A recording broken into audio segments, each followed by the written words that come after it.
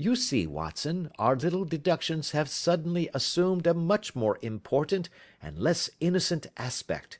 Here is the stone. The stone came from the goose, and the goose came from Mr. Henry Baker, the gentleman with the bad hat, and all the other characteristics with which I have bored you. So now we must set ourselves very seriously to finding this gentleman, and ascertaining what part he has played in this little mystery. To do this, we must try the simplest means first, and these lie undoubtedly in an advertisement in all the evening papers. If this fail, I shall have recourse to other methods. What will you say? Give me a pencil and that slip of paper. Now then, found at the corner of Goodge Street, a goose and a black felt hat. Mr. Henry Baker can have the same by applying at 6:30 this evening at 221B Baker Street. That is clear and concise. Very, but will he see it? Well, he is sure to keep an eye on the papers, since, to a poor man, the loss was a heavy one. He was clearly so scared by his mischance in breaking the window, and by the approach of Peterson, that he thought of nothing but flight.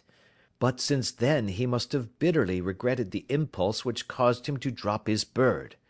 Then again, the introduction of his name will cause him to see it, for every one who knows him will direct his attention to it. Here you are, Peterson. Run down to the advertising agency and have this put in the evening papers. In which, sir? Oh, in the Globe, Star, Pall Mall, St. James's, Evening News, Standard, Echo, and any others that occur to you. Very well, sir. And this stone? Ah, yes. I shall keep the stone. Thank you. And I say, Peterson, just buy a goose on your way back and leave it here with me, for we must have one to give to this gentleman in place of the one which your family is now devouring. When the commissionaire had gone, Holmes took up the stone and held it against the light. It's a bonny thing, said he. Just see how it glints and sparkles. Of course it is the nucleus and focus of crime. Every good stone is. They are the devil's pet baits. In the larger and older jewels, every facet may stand for a bloody deed. This stone is not yet 20 years old. It was found in the banks of the Amoy River in southern China, and is remarkable in having every characteristic of the carbuncle, save that it is blue in shade instead of ruby red. In spite of its youth, it has already a sinister history. There have been 2 murders, a vitriol throwing, a suicide, and several robberies brought about for the sake of this 40-grain weight of crystallized charcoal. Who would think that so pretty a toy would be a purveyor to the gallows and the prison? I'll lock it up in my strong box now and drop a line to the Countess to say that we have it. Do you think that this man Horner is innocent? I cannot tell. Well, then, do you imagine that this other one, Henry Baker, had anything to do with the matter? It is, I think, much more likely that Henry Baker is an absolutely innocent man, who had no idea that the bird which he was carrying was of considerably more value than if it were made of solid gold. That, however, I shall determine by a very simple test, if we have an answer to our advertisement. And you can do nothing until then? Nothing. In that case I shall continue my professional round. But I shall come back in the evening at the hour you have mentioned, for I should like to see the solution of so tangled a business. Very glad to see you. I dine at 7. There is a woodcock, I believe. By the way, in view of recent occurrences, perhaps I ought to ask Mrs. Hudson to examine its crop.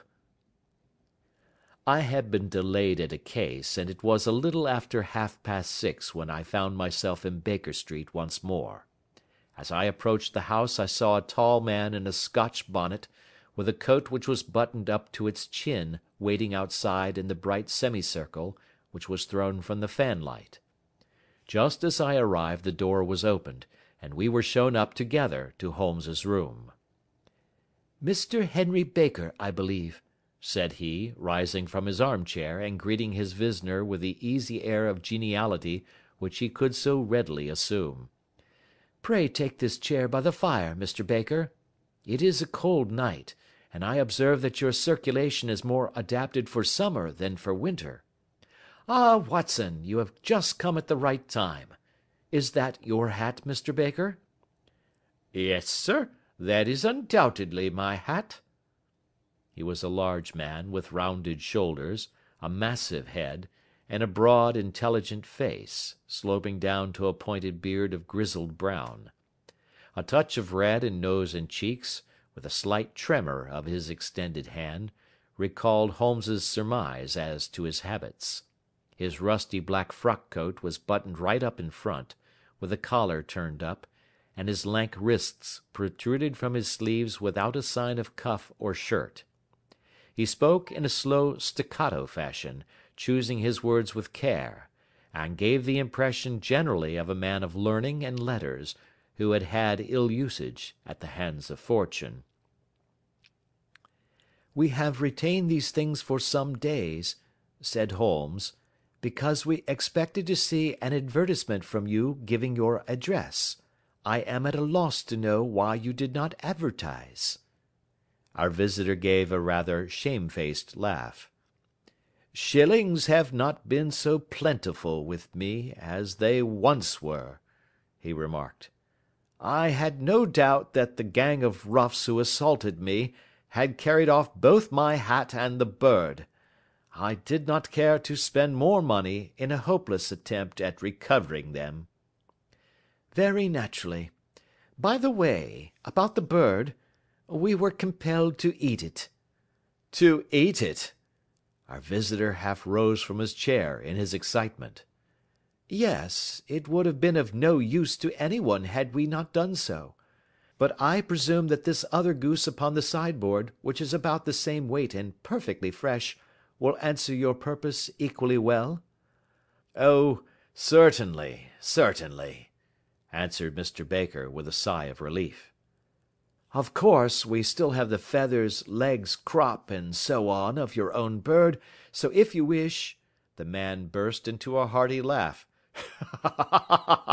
"They might be useful to me as relics of my adventure," said he, "but beyond that I can hardly see what use the disjecta membra of my late acquaintance are going to be to me. No, sir, I think that, with your permission, I will confine my attentions to the excellent bird which I perceive upon the sideboard." Sherlock Holmes glanced sharply across at me with a slight shrug of his shoulders. "There is your hat, then, and there your bird," said he. "By the way, would it bore you to tell me where you got the other one from? I am somewhat of a fowl fancier, and I have seldom seen a better grown goose." "Certainly, sir," said Baker, who had risen and tucked his newly gained property under his arm. "There are a few of us who frequent the Alpha Inn, near the museum. We are to be found in the museum itself during the day, you understand.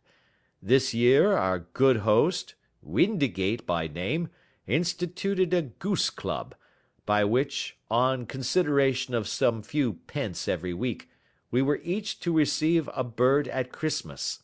My